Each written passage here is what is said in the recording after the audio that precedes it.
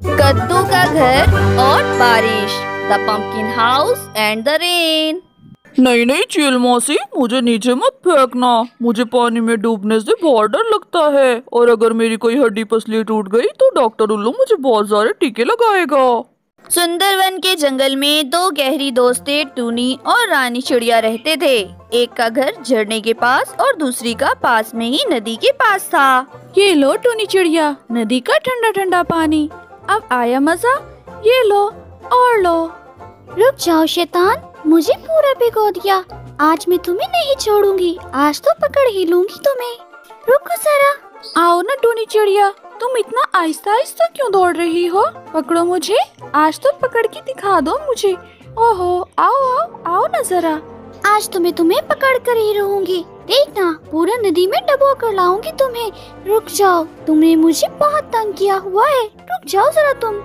अरे आओ ना टूनी, मैं तो तुम्हारा ही इंतजार कर रही हूँ। टूनी और रानी चिड़िया हमेशा ऐसे ही हंसी खुशी से रहते थे, लेकिन साथ में रहने वाला कौवा इनसे बहुत जलता था।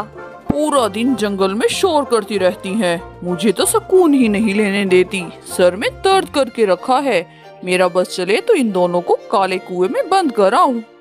प्यारे बच्चों, पूरी स्टोरी देखें और बताएं टूनी चिड़िया के घर पर किसने कब्जा किया। जो सही जवाब देगा उसका नाम अगली स्टोरी में लिखा जाएगा। सही जवाब नीचे कमेंट में दें। एक दिन टूनी और रानी चिड़िया पहाड़ी पर फुटबॉल से खेल रहे थे कि अचानक रानी से बहुत तेज शॉट लगता है। अरे रानी, ये तुमने क्या किया? तुमने बहुत तेज शॉट मारा, अब फुटबॉल तो चली गई, हम कैसे खेलेंगे? अरे कोई बात नहीं टूनी चिड़िया, मैं अभी लेकर आती हूँ।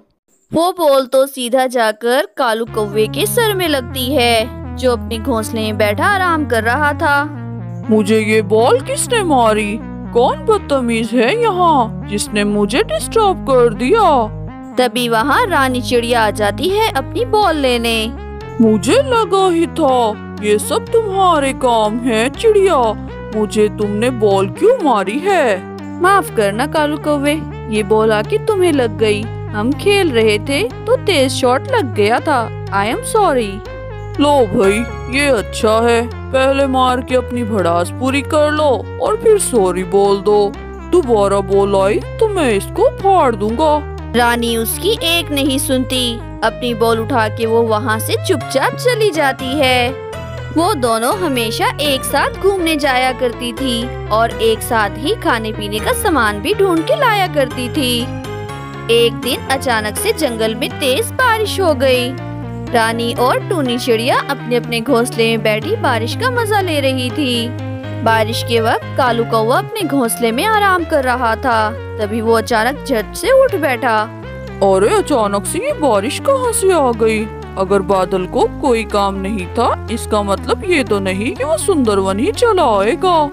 अरे ये तो काले काले बादल यहीं आ रहे हैं। अब मैं क्या करूं? मैं तो पूरी तरह से भीग गया हूँ।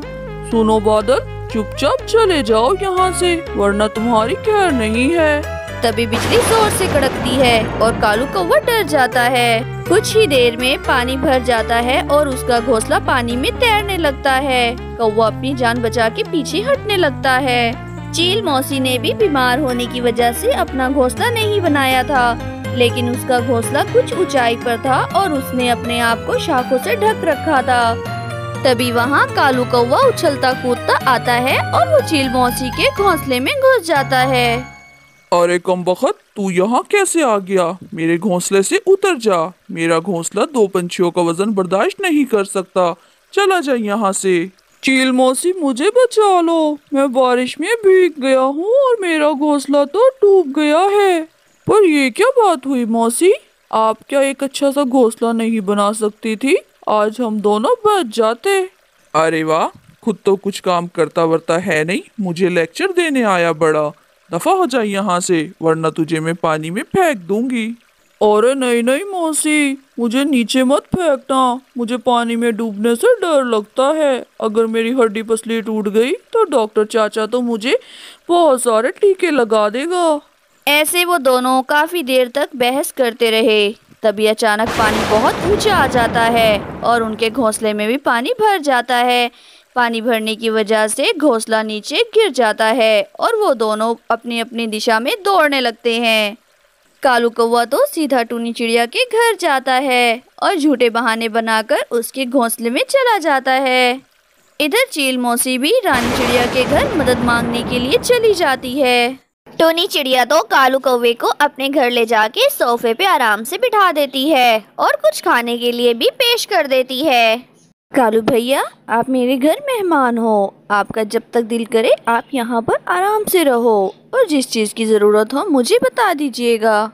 लेकिन कालू को देखकर ऐसा लग रहा था जैसे वो यहाँ मेहमान नहीं हमेशा के लिए रहने आया हो। उसकी तो घर देखकर राल ही टपक गई थी।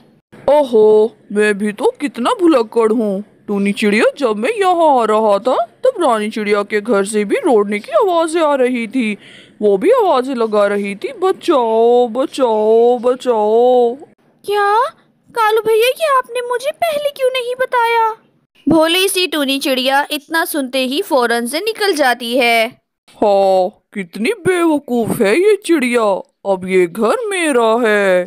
टूनी चिड़िया झट से तेज बारिश में रानी के घर आती है। रानी, तुम ठीक तो हो? कालू भैया ने बताया तुम किसी मुसीबत में आ गई हो। क्या? कालू कौवे ने बताया? अरे मैं तो बिल्कुल ठीक हूँ। वो तुम्हें बेवकूफ बना रहा है। तुम्हें उसकी बातों में घर छोड़ के नहीं आना चाहिए था। तुम फौरन से घर वापस जाओ। वो घर तुमने बहुत मेहनत से बनाया है। रानी एकदम ठीक कह रही है टूनी चिड़िया, उसके इरादे ठीक नहीं लगते। उन दोनों की बात मानकर टूनी चिड़िया अपने घर चली जाती है। जब वो घर आती है तो देखती है कालू कौवे ने घर का दरवाजा बंद कर रखा है। अरे कालू भैया, आपने घर का दरवाजा क्यों बंद कर रखा है? मैं अपने घर का दरवाजा कभी बंद नहीं करती। चले खोल दे, बाहर बहुत तेज बारिश है, मैं भीग गई हूँ। और आपने मुझसे झूठ क्यों बोला? रानी चिड़िया तो एकदम ठीक है। अरे बेवकूफ चिड़िया, पकड़ पकड़ करके मुझे मत पकाओ। चली जाओ यहाँ से तुम।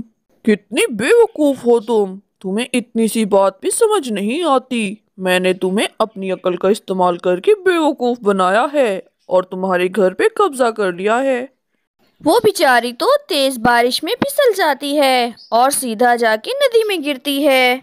चील मौसी, आप सिर्फ मेरे घर बारिश रुकने तक ही रुक सकती हो। उसके बाद आपको भी यहाँ से जाना होगा।